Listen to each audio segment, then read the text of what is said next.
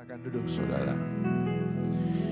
Saudara, saya tidak bisa bayangkan ya, seandainya Tuhan Yesus Kristus itu datang yang kedua kali, ya jemaat Hosana ya saat itu bisa menyaksikan dengan mata kepala kita sendiri bahwa Kristus Yesus dia sudah menggenapi janjinya akan datang kedua kali di bumi ini. Wow, keren banget saudara.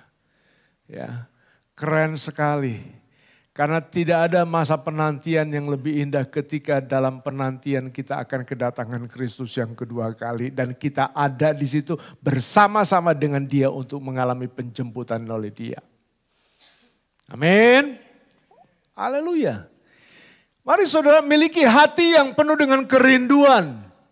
Hati yang penuh dengan sungguh-sungguh menantikan bahwa aku siap, aku rindu engkau datang yang kedua kali.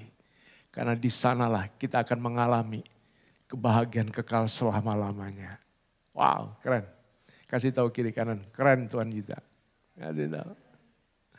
Haleluya. Saudara, tema kita minggu ini bicara tentang kedaulatan Allah. Ya, yaitu mengenal Allah yang berdaulat.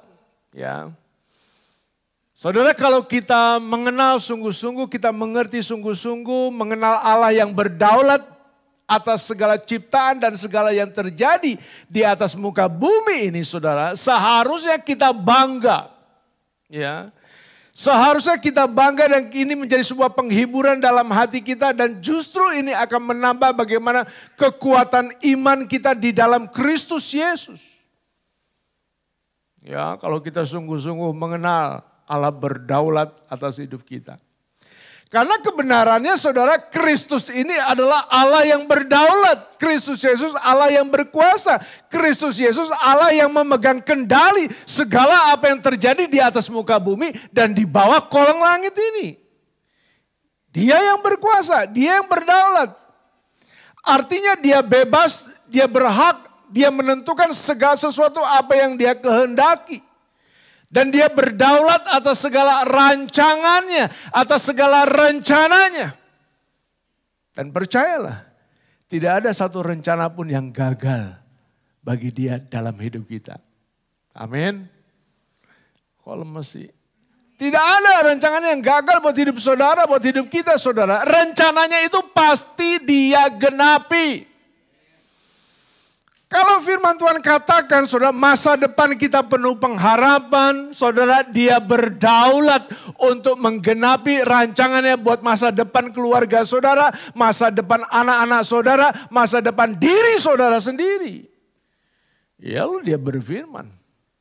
Dia berdaulat untuk menggenapinya. Mazmur 115 ayat 3 bilang begini kan. Allah kita di sorga. Ia melakukan apa yang dikehendakinya. Keren. Ya. Ia melakukan apa yang dikehendakinya. Jadi dia maunya apa, tidak ada satupun saudara yang bisa membatasi dia. Tidak ada. Ya. Kita sering dengar cerita ada orang yang bunuh diri yang mati tapi nggak mati-mati. Ada kan?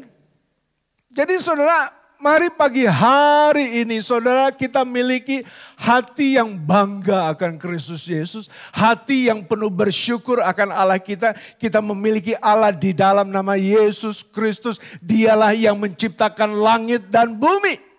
Amin. Sekalipun saudara. Ada banyak ilmuwan yang tidak setuju adanya pencipta, adanya yang berdaulat. Ya. Juga banyak teori yang diperdebatkan saudara bagaimana alam semesta ini diciptakan. Ada Big Bang teori, ada steady state teori, dan banyak lagi teori-teori lainnya saudara. Ya, tapi Alkitab dengan tegas mengatakan apa? Bahwa pada mulanya Allah menciptakan langit dan bumi. Saudara punya Alkitab ketika saudara sungguh-sungguh membaca dan merenungkannya. Semakin saya percaya kalau saudara sungguh-sungguh membaca dan merenungkannya. Semakin saudara punya kebanggaan. Ya, atas Tuhan kita Yesus Kristus. Bahkan Yesaya 45 ayat 18 bilang begini saudara. Dia bilang ini. Sebab beginilah firman Tuhan yang menciptakan langit. Dialah Allah yang membentuk bumi dan menjadikannya dan yang menegakkannya. Dan ia menciptakannya bukan supaya kosong. Tetapi ia membentuknya untuk didiami. Akulah Tuhan dan tidak ada yang lain. Keren. Jadi tidak ada satu teori pun yang dapat dibenarkan karena sungguh Tuhanlah yang menciptakannya. Saudara, bahkan kalau kita sungguh-sungguh memperhatikan dalam kitab Kejadian saat Tuhan menciptakan manusia, saudara, kejadiannya itu sungguh dahsyat dan ajaib. Saat Tuhan menciptakan kita itu sebuah kedahsyatan dan keajaiban Tuhan.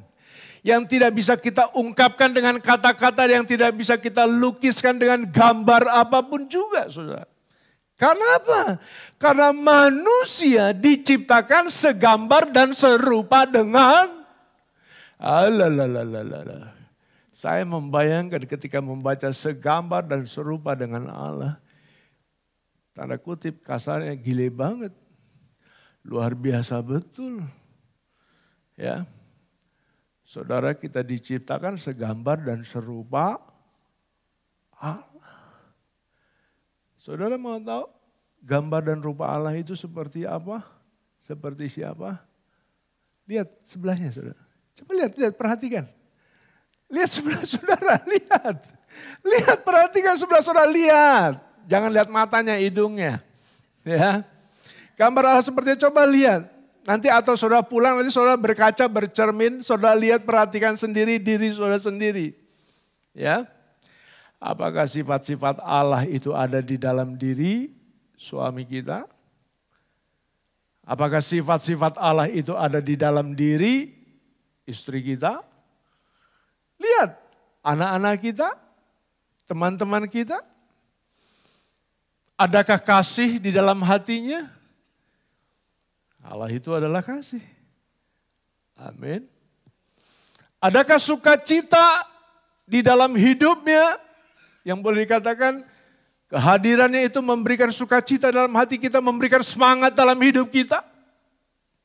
Lihat, gambar Allah. Sabar enggak dia? Sabar enggak dia? Sabar enggak kita ketika kita ngajar? Karena gambar Allah, rupa Allah itu bagaimana kita adalah orang yang memiliki kesabaran, murah hati enggak kita? Ya kan? Murah hati enggak kita? Atau kita pelit? Atau kita kikir?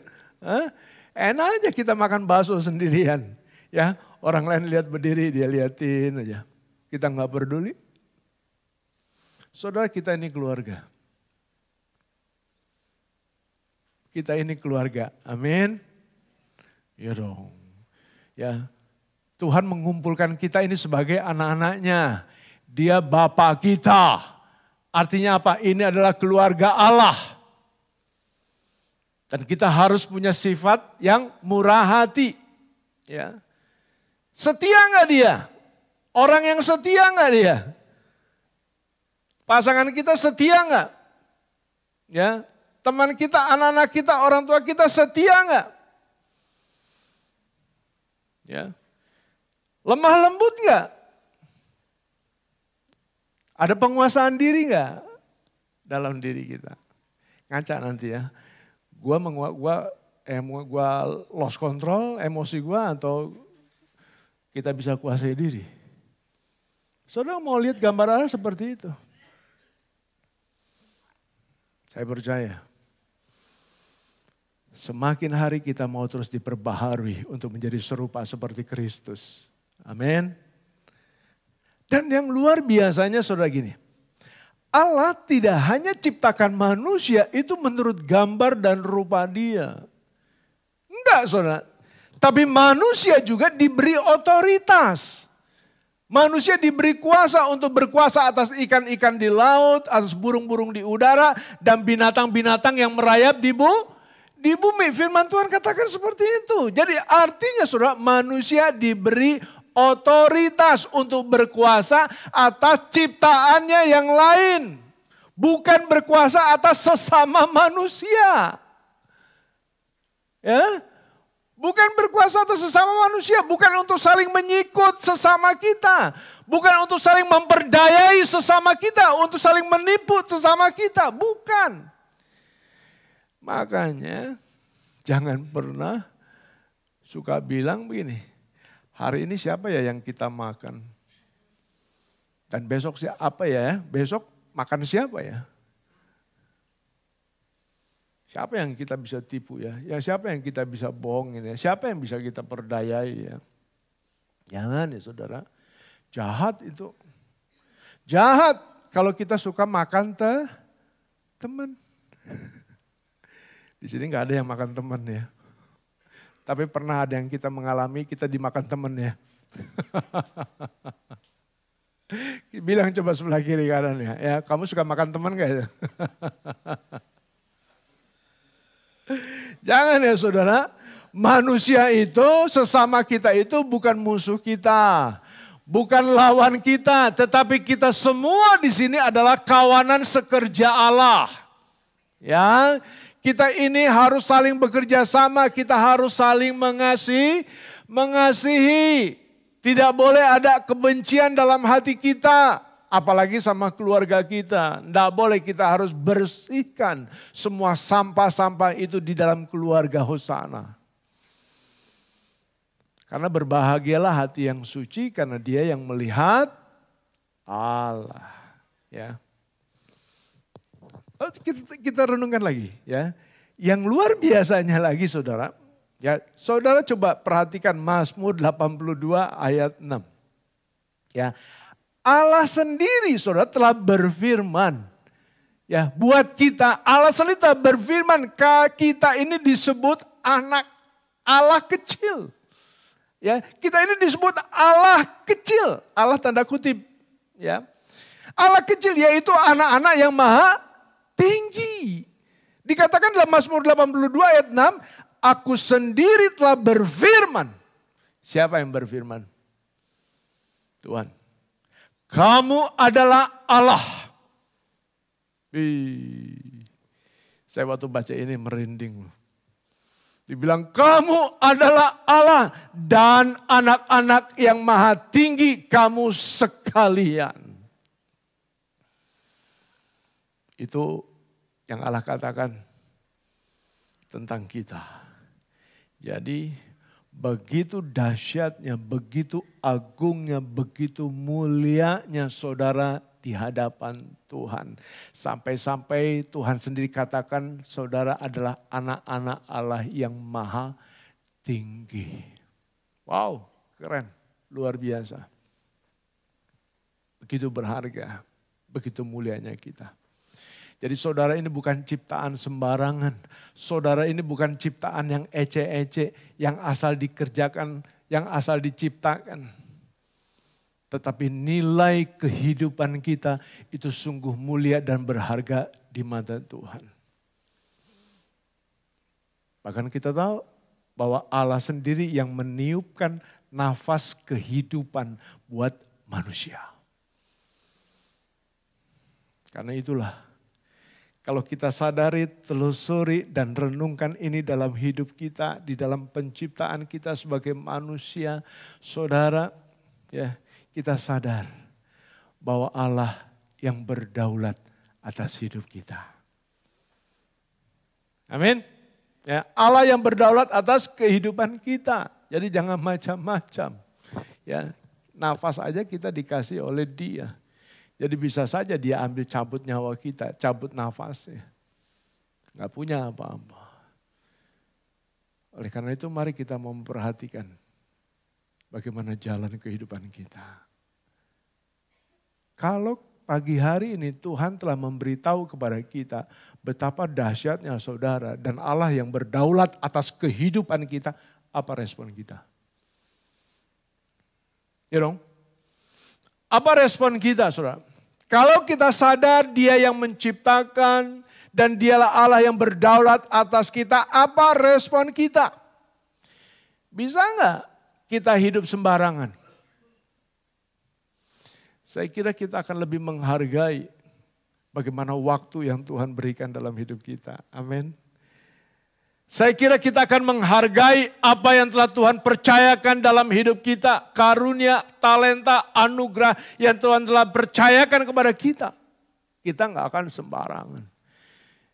Jadi kita tidak seolah-olah bahwa apa yang kita miliki ini kepunyaan kita. Ini semua kepunyaan Tuhan. Kita nggak akan mungkin bisa hidup semau gue itu. Kalau kita sungguh-sungguh memperhatikan bahwa benar, aku diciptakan begitu berharga, benar bahwa Engkaulah Tuhan yang berdaulat atas kehidupanku. Ya kan? Kita kan tahu. Nafas kita aja, kita nafas aja Tuhan yang hembuskan. Tuhan yang menghembuskan. Jadi bisa aja dia stop kapan maunya dia. Pagi hari ini Tuhan mau kita sungguh-sungguh mengerti bagaimana respon kita ketika Dia berdaulat atas kehidupan kita, ketika Dia berkuasa sepenuhnya atas kita. Apa yang Tuhan mau, apa respon kita? Saudara, kita harus taati perintahnya. Taati perintahnya. Susah enggak mentaati perintah Tuhan? Saudara, ini bukan soal susah atau tidak susah, tetapi ini soal saudara mau atau tidak. Ya kan? Kita mau taat atau tidak taat. Ya. Karena apa? Ketaatan itu adalah sebuah pilihan dalam hidup kita. Kita mau taat atau enggak? Kita pagi ini kita bangun jam 9 atau kita mau bangun jam 7? Kita ada ibadah. Kita mau taat gak? Tuhan kasih tahu, ampuni saudaramu. Atau kita bilang nanti aja. Alasannya nanti aja, waktunya belum tepat. Mau nggak taat? Ketaatan itu adalah pilihan. Saya percaya, saudara, kalau saudara mentaati perintah Allah yang berdaulat atas kehidupan kita, percayalah saudara akan mengalami kebahagiaan bersama dengan Tuhan. Kalau saudara taat, ya, tapi kalau kita melanggar perintah Allah yang berdaulat atas hidup kita, celakalah kita. Ya, celakalah saudara, itu sebabnya saudara, ya kan? Manusia menanggung penderitaan bersusah payah saat mengandung. Betul? Manusia bersusah payah mencari rejeki dan cari makan. Betul? Saudara, ini yang tertulis dalam Kejadian 3 ayat 16 sampai 19. Jangan baca di sini, nanti saudara baca di rumah silakan. Ya. Apa penyebabnya saudara? Manusia sampai bersusah payah untuk mengandung, manusia bersusah payah untuk mencari pekerjaan dan mencari makan. Karena manusia tidak taat dan melanggar perintah Allah. Dalam Kejadian 2 ayat 16 sampai 17 saudara, Tuhan udah kasih perintah kan sama manusia. Iya kan? Kejadian 2 ayat 16 ayat 17, kita baca di sana dikatakan apa? Semua pohon dalam taman ini boleh kau makan buahnya dengan bebas. Tetapi pohon pengetahuan yang baik dan yang jahat itu janganlah kau makan buahnya. Sebab pada hari engkau memakannya pastilah engkau mati. Itu perintah Tuhan. Tapi apa yang dilakukan manusia? Manusia tetap memakannya dan melanggar apa yang Tuhan perintahkan. Kelihatannya mungkin sederhana itu. Kelihatannya mungkin sederhana saudara, hanya karena makan buah. Manusia menerima konsekuensi yang sangat tragis sepanjang umur hidupnya. Manusia harus menanggung penderitaan sampai kepada keturunannya. Tapi saudara gini loh, perhatikan baik-baik. Ini bukan soal makan buah. Ya, bukan soal makan buah saudara. Mari kita perhatikan bujukan si jahat. Bujukan si iblis dalam Kejadian 3 ayat 5. Dia katakan apa saudara? Dia katakan begini kan.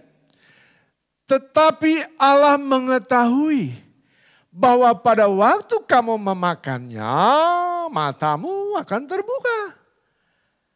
Dan kamu akan menjadi seperti Allah. Tahu tentang yang baik dan yang jahat. Garis bawahi, dan kamu akan menjadi seperti Allah. Wow. Seperti Allah? Seperti Allah, keren sekali seperti Allah, saudara. Ya, jadi tidak hanya tahu, tidak hanya menjadi orang yang maha tahu tentang pohon yang baik dan yang jahat. Tapi menjadi seperti Allah berarti menjadi maha kuasa seperti Allah. Bisa menguasai dan tidak dikuasai. Itu sifat si jahat, bukan? Ya kan? Iblis menggoda Hawa supaya Hawa jadi seperti Allah. Menjadi seperti Allah yang maha tinggi. Saudara, ini persis loh. Ini persis dengan ambisinya si jahat, ya, yang ditulis dalam Yesaya 14 ayat 14 sampai 15. Ini ambisinya dia. Dikatakan begini kan, aku hendak naik mengatasi ketinggian awan-awan. Hendak menyamai yang maha tinggi. Siapa dia? Iblis. Aku hendak naik mengatasi ketinggian awan. Hendak menyamai yang maha tinggi. Sebaliknya. Ayat 15. Dikatakan apa? Ke dalam dunia orang mati engkau diturunkan ke tempat yang paling dalam di liang kubur. Iblis pada mulanya dia mau menyamai Allah yang maha tinggi. Dia mau menjadi sama seperti Allah. Dia mau menandingi Allah. Kesombongan dia, tinggi hatinya dia. Karena itu iblis rayu, iblis bujuk Hawa untuk menjadi seperti Allah.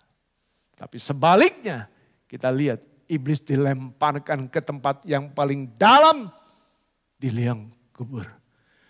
Begitu juga manusia saat itu Adam dan Hawa diusir dari Taman Eden. Wow.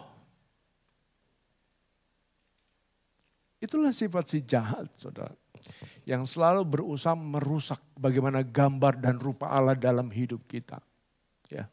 Akhirnya apa kan? Hawa mulai tertarik atas bujukan tipu muslihat si iblis. Bukan karena buah yang dimakan, tetapi mau menjadi seperti Allah yang menarik hatinya. Menjadi maha tahu, tapi juga maha kuasa. Menyamai Allah yang maha tinggi. Karena itu jangan heran. Baik di dalam gereja, baik dalam dunia usaha, baik dalam dunia apapun juga. Kalau sampai saat ini kedudukan itu jadi rebutan. Ya, kekuasaan itu menjadi ya bagaimana menjadi ambisi dari hati manusia. Manusia haus kekuasaan. Manusia tidak mau tunduk kepada otoritas. Maunya dia berkuasa dan menguasai. Itulah. Saudara, seharusnya lewat peristiwa ini kita harus sadar. Ya. Ketika kita membaca, merenungkan bagaimana peristiwa ini, kita harusnya selalu taat kepada Tuhan. Dan selalu bersyukur dengan apa yang Tuhan telah sediakan buat kita. Ya. Kita selalu mau menginginkan menjadi seperti orang lain. Menjadi seperti tetangga kita. Menjadi seperti teman kita.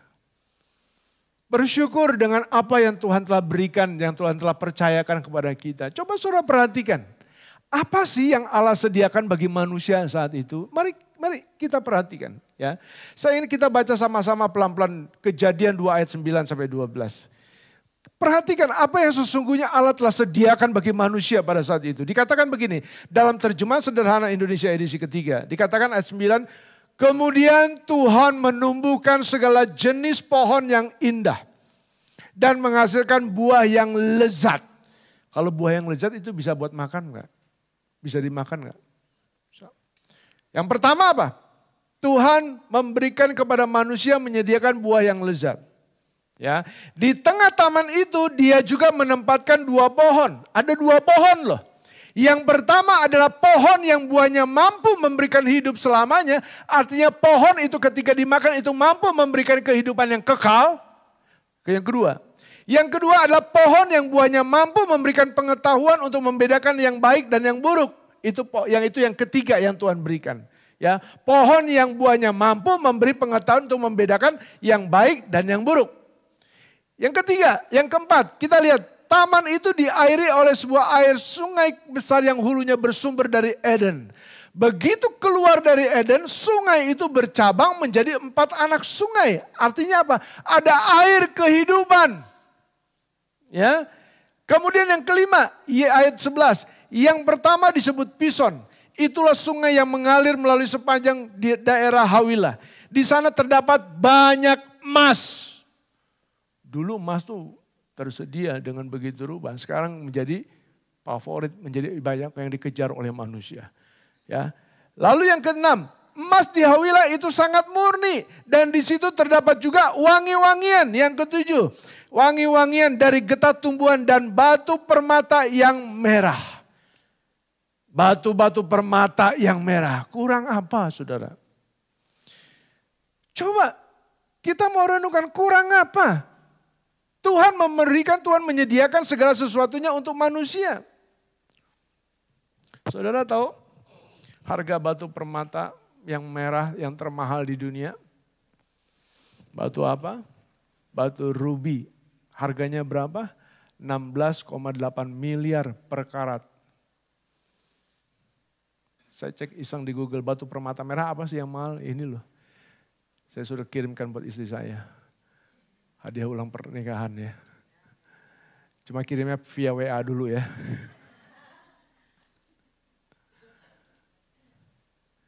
Saya membayangkan waktu baca yang tadi kita baca sama-sama. Gila loh. Tanda kutip. Kurang apa sih Tuhan sama manusia itu? Tuhan sama kita. Kurang apa? Tuhan sama saudara saat ini. Saudara masih bisa pakai baju bukan? Saudara masih bisa makan bukan? Saudara nggak kehujanan kan, nggak kebocoran kan? Saudara masih bisa nikmati tidur, bahkan pakai AC lagi. Kurang apa Tuhan sama kita? Tapi kita masih apa? Masih suka melanggar perintahnya Tuhan, masih suka nggak taat sama Tuhan. Karena ketidaktaatan Adam dan Hawa, mereka mewarisi dosa, kesusahan, dan penderitaan yang kita alami saat ini. Saudara mau baik keadaan saudara, mau baik-baik? Mau enggak?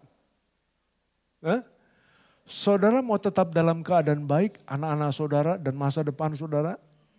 Mau enggak melihat itu dalam keluarga kita? Mau. Kita perhatikan. Ulangan 4 ayat 40 bilang apa saudara? Dengarkan baik-baik. Dibilang begini. Berpeganglah pada ketetapan dan perintahnya yang kusampaikan kepadamu pada hari ini. Supaya apa? Baik keadaanmu dan keadaan anak-anakmu yang kemudian. Jadi masa depan anak-anakmu sampai anak-anakmu punya anak-anak lagi yang boleh dikatakan sampai keturunanmu. Dan supaya lanjut umurmu di tanah yang diberikan Tuhan Allahmu kepadamu untuk selamanya. Peganglah ketetapan Tuhan. Peganglah dan taati akan perintahnya Tuhan pada hari ini. Ketika engkau keluar dari rumahnya Tuhan saat ini. Belajar taat perintahnya. Kalau saudara mau tetap baik keadaanmu. Kalau saudara mau tetap baik anak-anakmu, kalau saudara mau tetap baik keluargamu, kalau saudara mau melihat bagaimana kebaikan Tuhan dalam kehidupan kita sampai selama-lamanya. Taatilah perintahnya. Karena apa? Karena dialah yang berdaulat atas hidup kita. Amin. Yang kedua, yang terakhir, ya, Allah berdaulat atas apa? Allah berdaulat atas masalah kita. Ya, Allah berdaulat atas setiap masalah yang saudara alami dalam hidup saudara. Saya nggak tahu saudara alami masalah apa, tetapi percayalah, selama sungguh-sungguh kita mengakui dan mengenal Kristus Yesus Tuhan kita, Raja kita di atas segala raja, Dia yang berdaulat atas kita, maka segala masalah apapun yang kau alami, itu ada dalam kedaulatannya. Ya. Lalu respon kita gimana? Kalau kita memang tahu Dia berdaulat atas masalah kita, saudara jangan takut. Tetap percaya, kita harus tetap percaya Tuhan berkuasa atas masalah kita. Jangan takut, tetap percaya. Ya, saudara masih ingat peristiwa angin ribut yang Tuhan redakan, yang diredakan oleh Tuhan, dikendalikan oleh Tuhan? Masih ingat? Saudara, itu sebagai bukti bagaimana Allah berdaulat atas alam semesta ini dan masalah yang menakutkan murid-muridnya sampai-sampai murid katakan apa? Mereka mau binasa. Mereka mau mati. Dalam Matius 8 ayat 23 sampai 27 saudara, ini memberikan pelajaran buat kita. Yang pertama apa? Ketika kita hidup di dalam Tuhan dan Tuhan bersama-sama dengan kita, saudara, bukan berarti kita nggak punya masalah. Bukan berarti ketika saudara setia beribadah, saudara setia kepada Tuhan, saudara setia dalam hubungan saudara dengan Tuhan, kayaknya nggak ada masalah, semuanya fine-fine aja. Nggak bisa. Masalah itu tetap ada. Ya, dan itu tetap kita harus hadapi. Kita tidak bisa menghindari, kita harus hadapi. Sama seperti saat itu Matius 8 ayat 23 sampai 24 bilang begini kan. Lalu Yesus naik ke dalam perahu dan murid-muridnya pun mengikutinya. Sekonyong-konyong mengamuklah angin ribut di danau itu sehingga perahu itu ditimbus gelombang tetapi Yesus tidur. Murid-muridnya menghadapi badai yang hebat. Ombaknya lebih tinggi daripada perahunya. Masuklah air. Jadi jangan heran saudara, dengarkan baik-baik. Kalau saat ini ada jemaat, ada di dalam setiap kita, ada yang punya masalah sampai airnya itu sudah masuk ke dalam rumah kita. Artinya apa? Itu membuat kengerian, itu membuat kegelisahan, itu membuat kekhawatiran. Jangan heran. Kasih tahu sebelahnya, jangan heran ya. Jangan heran. Ya, ayo kita mau dewasa, ya. Jadi jangan heran. Yang kedua, dari peristiwa ini kita lihat, ya. Saat hadapi badai, jangan panik. Jangan panik. Jangan cepat-cepat berkata, aduh gua udah mau mati nih. Kita mau binasa. Ya kan seperti murid-murid yang katakan dalam Matius 8 ayat 25 kan. Dia bilang apa? Hah? Maka datanglah murid-muridnya membangunkan dia katanya, Tuhan tolonglah kita binasa. Dia bilang gitu, udah binasa belum? Udah binasa belum? Belum. Jadi kalau ada yang kita teriak bilang, aduh gak tahu bu, gak tahu pak, rasanya udah mau mati nih. Udah mati belum? Jadi jangan panik. Kasih tahu lagi sebelahnya, jangan panik. Kasih tahu, jangan panik. Ya. Kenapa saudara kita jangan heran, kita harus jangan panik. Karena Tuhan berdaulat atas masalah kita. Amin. Selama Yesus ada bersama-sama dengan kita, selama Yesus ada di dalam perahu kita, selama Yesus ada dalam rumah tangga kita, saudara kita pasti akan tetap aman. Ya, sekalipun sepertinya dia tertidur, sepertinya dia tidak lakukan apa-apa kan. Sepertinya dia tidak menolong kita, sepertinya dia diam. Padahal dia tahu nggak? Dia tahu sebab dia ada dalam perahu kita. Yang perlu kita lakukan, kita harus libatkan Tuhan. Habis ya. Jangan atasi dengan kekuatan sendiri, saudara. Libatkan Tuhan. Ya, kita nggak mampu untuk menyelesaikan masalah ini, cobaan ini, ujian ini tanpa kekuatan dari Tuhan. Tak mampu, saudara. Kita perlu melibatkan Tuhan dalam hidup kita. Ya. Lalu dari peristiwa ini apalagi yang kita petik? Ya. Ya. Jangan takut, tetap percaya. Ya kan? Karena Tuhan berdaulat atas penderitaan kita, kesusahan kita. Tuhan berdaulat untuk menyelesaikan semuanya. Dan Tuhan sanggup untuk meredakan angin topan badai apapun yang masalah saudara hadapi. Tuhan sanggup untuk meredakannya. Dan ketika Yesus ada dalam keluarga kita, dalam rumah tangga kita, dalam hidup kita, maka semuanya akan Dia buat menjadi tenang dan teduh. Ya kan? Kan Yesus bilang sama murid-muridnya apa? Kamu kurang percaya. Kenapa kamu takut? Kamu kurang percaya. Yuk, pagi hari ini saya undang pemain musik.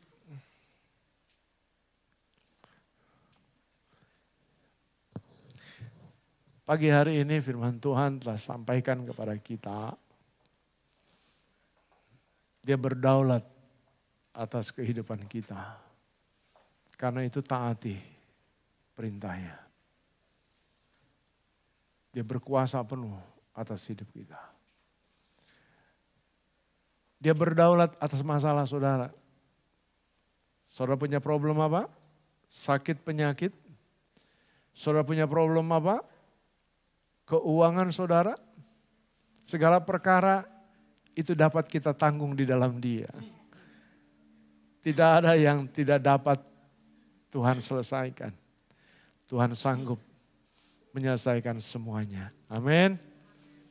Segala perkara dapat ku tanggung di dalam Dia yang memberi kekuatan. Katakan Tuhan Yesus penolong. Tuhan Yesus penolong dan sahabat. Tetap percaya. Tetap percaya Tuhan setia. Sekali lagi yuk nyanyikan sama-sama dengan sungguh-sungguh. Saudara boleh angkat tangan. Katakan kepada Tuhan, aku percaya Tuhan. Segala perkara dapat kutanggung di dalam Engkau. Tuhan Yesus penolong dan Amin. sahabat. Tetap percaya. Tetap percaya Tuhan setia. Saudara, sebelum kita masuk ke perjamuan kudus, kita mau sama-sama membaca pengakuan iman Gereja Bethel Indonesia. Saya mengundang saudara ketika membacanya nanti, saudara sungguh-sungguh membaca dari hatimu yang terdalam. Saudara akui kata-kata kalimat yang diucapkan sama-sama di dalam imanmu. Maka terjadilah itu sesuai dengan apa yang kau imani. Mari kita berdiri bersama-sama.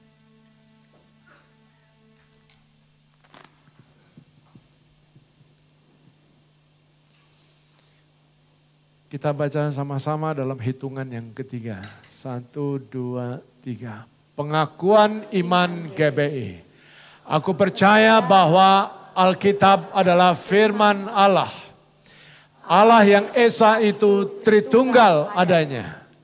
Yesus yang lahir, mati, bangkit, naik ke sorga adalah juru selamat, pengantara kita, dan raja segala raja. Manusia berdosa harus bertobat dan beriman agar diampuni, dibenarkan, dan dilahirkan baru. Dibaptis secara selam dan hidup suci. Bahasa roh adalah tanda awal baptisan Roh Kudus. gereja melakukan perjamuan kudus dan meyakini kesembuhan ilahi. Tuhan Yesus akan datang kembali. Ada kebangkitan tubuh, kerajaan 1000 tahun, hukuman kekal, dan hidup kekal. Amin. Mari saudara, kita akan mempersiapkan diri kita untuk mengikuti sakramen perjamuan kudus. Silakan jemaat yang berada di rumah untuk mempersiapkan roti dan anggurnya. Begitu juga saudara yang ada di ruangan ini, memastikan bahwa roti dan anggur sudah saudara miliki bersama-sama.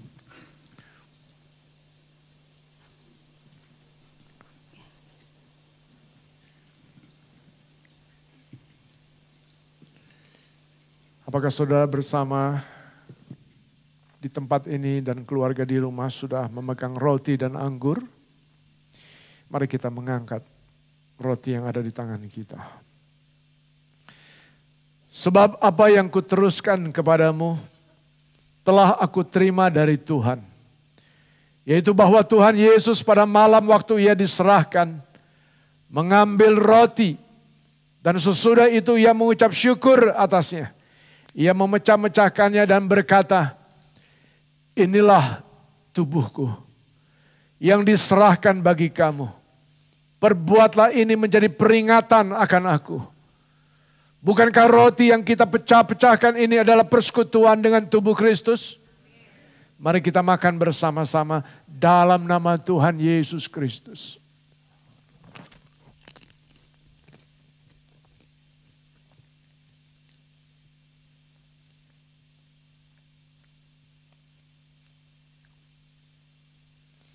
Mari kita mau mengangkat cawan yang ada di tangan kita. Demikian juga ia mengambil cawan sesudah ia makan. Lalu berkata, cawan ini adalah perjanjian baru yang dimeteraikan oleh darahku. Perbuatlah ini setiap kali kamu meminumnya menjadi peringatan akan aku. Sebab setiap kali kamu makan roti dan minum cawan ini, kamu memberitakan kematian Tuhan sampai ia datang. Bukankah cawan pengucapan syukur yang atasnya kita ucapkan syukur adalah persekutuan dengan darah Kristus?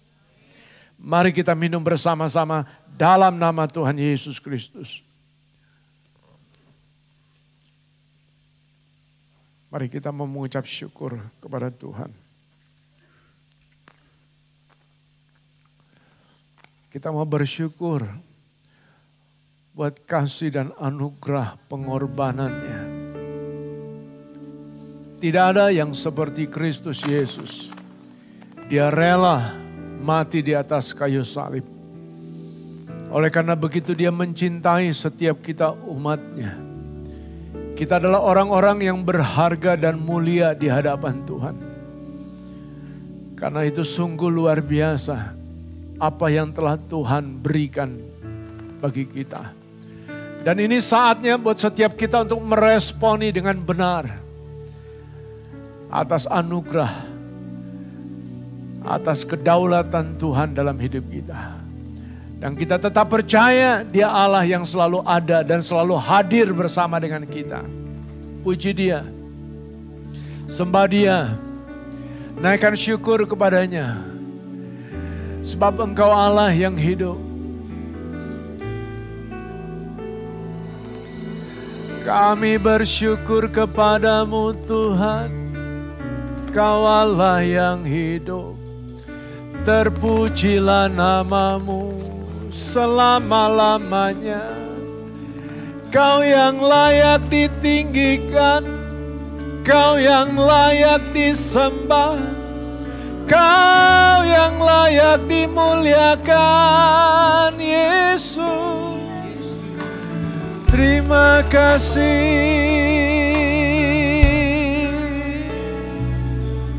Terima kasih, Yesus. Haleluya.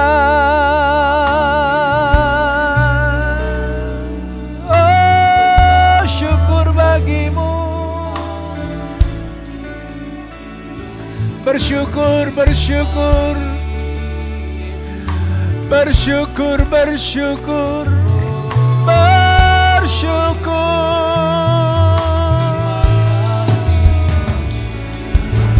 Haleluya.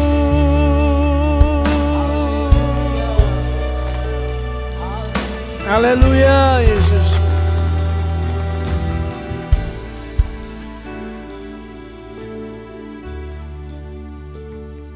Terima kasih Bapak buat roti dan anggur yang boleh kami makan dan minum pagi hari ini. Betapa sungguh besar kasih dan setiamu dalam hidup kami. Ajar kami menjadi jemaat-Mu yang taat akan perintah-Mu. Ajar kami menjadi jemaat yang tidak pernah takut, tetapi kami tetap percaya Engkau selalu hadir dalam setiap masalah kami. Kami akan mengalami kemenangan bersama dengan Tuhan. Karena kekuatan Tuhanlah yang menyertai kami. Di dalam nama Tuhan Yesus Kristus kami bersyukur dan berdoa. Amin.